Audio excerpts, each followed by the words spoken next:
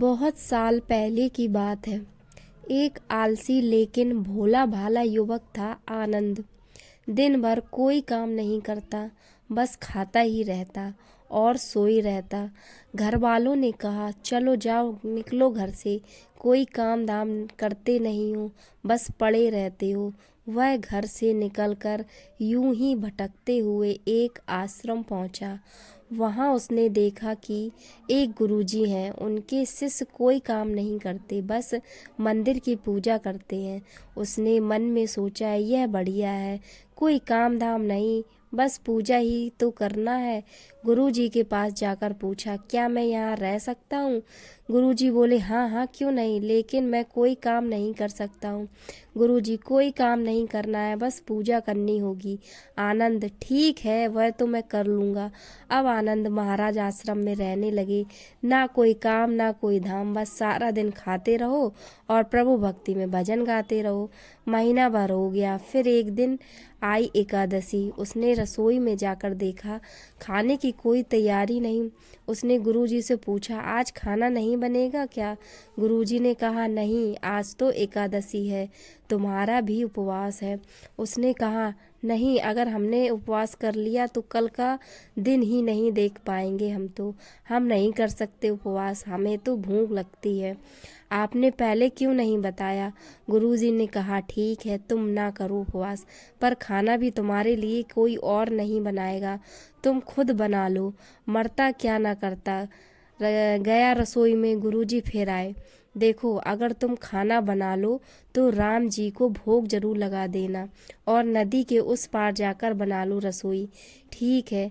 लकड़ी, आटा, तेल, घी, सब्जी लेकर आनंद महाराज चले गए। जैसा तैसा खाना भी बनाया। खाने लगा तो याद आया कि गुरुजी ने कहा था कि राम जी को भोग लगाना है। लगा भजन गाने, आओ मेरे राम जी भोग लगाओ, श्री प्रभु राम आइए, श्री राम आइए, मेरे भोजन का भोग लगाइए। कोई ना आया तो बेचैन हो गया कि यहाँ तो भूख लग रही है और राम जी आ ही नहीं रहे। भोला मानस जानता नहीं था कि प्रभु साक्षात तो आएंगे नहीं, पर गुरु जी की बात मानना जरूरी है। फिर उसने कहा, देखो प्रभु राम जी, मैं समझ गया कि आप क्यों नहीं आ रहे हैं। मैंने रूखा सूखा बनाया है और आपको तरमाल खाने की आदत है, इसलिए नहीं आ रहे हैं। तो सुनो प्रभु, आज वहाँ भी कुछ नहीं बना है, सबका एकादशी है, खाना हो तो यह भोग ही खा लो। श्री राम अपने भक्त की सरलता पर बड़े मुस्कुराए और माता सीता के साथ प्रकट हो गए। भक्त असमंजस में, गुरुजी ने तो कहा था कि राम जी आएंगे, पर यहाँ तो माता सीता भी आई हैं और मैंने तो भोजन बस 2 लोगों का बनाया है। चलो कोई बात नहीं, आज इन्हें ही खिला देते हैं। बोला, प्रभु मैं भूखा रह गया, लेकिन मुझे आप दोनों को देखकर बड़ा अच्छा लग रहा है। लेकिन अगले एकादशी पर ऐसा ना करना, पहले बता देना कि कितने जन आ रहे हो, और हाँ, थोड़ा जल्दी आ जाना। राम जी उसकी बात पर बड़े मुदित हुए, प्रसाद ग्रहण करके चले गए। अगले एकादशी तक यह भोला मानस सब भूल गया। उसे लगा प्रभु ऐसे ही आते होंगे और प्रसाद ग्रहण करते होंगे। फिर एकादशी आई। गुरुजी से कहा, मैं चला अपना खाना बनाने, पर गुरुजी थोड़ा ज़्यादा अनाज लगेगा, वहाँ 2 लोग आते हैं। गुरुजी मुस्कुराए, भूख के मारे बावला है, ठीक है ले जा और अनाज ले जा। अब की बार उसने 3 लोगों का खाना बनाया। फिर गुहार लगाई, प्रभु राम आइए, सीता राम आइए, मेरे भोजन का भोग लगाइए। प्रभु की महिमा भी निराली है। भक्त के साथ कौतुक करने में उन्हें भी बड़ा मजा आता है। इस बार वे अपने भाई लक्ष्मण, भरत, शत्रुघ्न और हनुमान जी को लेकर आ गए। भक्त को चक्कर आ गए। ये क्या हुआ, एक का भोजन बनाया तो 2 आए, आज 2 का खाना ज्यादा बनाया तो पूरा खानदान आ गया। लगता है आज भी भूखा ही रहना पड़ेगा। सबको भोजन लगाया और बैठे बैठे देखता रहा। अनजाने में ही उसकी भी एकादशी हो गई।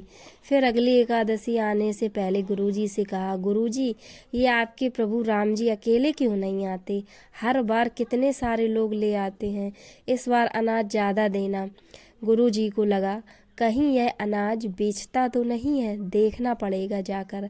भंडार में कहा, इसे जितना अनाज चाहिए दे दो और छुप कर उसे देखने चल पड़े। इस बार आनंद ने सोचा, खाना पहले नहीं बनाऊंगा, पता नहीं कितने लोग आ जाएं, पहले बुला लेता हूँ फिर बनाता हूँ। फिर टेल लगाई, प्रभु राम आइए, श्री राम आइए, मेरे भोजन का भोग लगाइए। सारा राम दरबार मौजूद। इस बार तो हनुमान जी भी साथ आए, लेकिन यह क्या, प्रसाद तो तैयार ही नहीं है। भक्त ठहरा भोला वाला, बोला, प्रभु इस बार मैंने खाना नहीं बनाया। प्रभु ने पूछा, क्यों? बोला, मुझे मिलेगा तो है नहीं, फिर क्या फायदा बनाने का, आप ही बना लो और खुद ही खा लो। राम जी मुस्कुराए, सीता माता भी गदगद हो गईं उसके मासूम जवाब से। लक्ष्मण जी बोले, क्या करें प्रभु? प्रभु बोले, भक्त की इच्छा है तो पूरी तो करनी ही पड़ेगी, चलो लग जाओ काम से। लक्ष्मण जी ने लकड़ी उठाई, माता सीता आटा सानने लगी। भक्त एक तरफ बैठकर देखता रहा। माता सीता रसोई बना रही थी तो कई ऋषि मुनि यक्ष गंधर्व प्रसाद लेने आने लगे। इधर गुरुजी ने देखा खाना तो बना नहीं, भक्त एक कोने में बैठा है। पूछा, बेटा क्या बात है, खाना क्यों नहीं बनाया? बोला, अच्छा किया गुरुजी आप आ गए, देखिए कितने लोग आते हैं प्रभु के साथ। गुरुजी बोले, मुझे तो कुछ नहीं दिख रहा है तुम्हारे और अनाज के सिवा।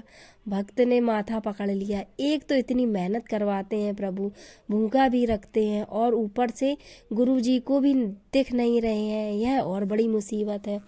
प्रभु से कहा, आप गुरुजी को क्यों नहीं दिख रहे हैं?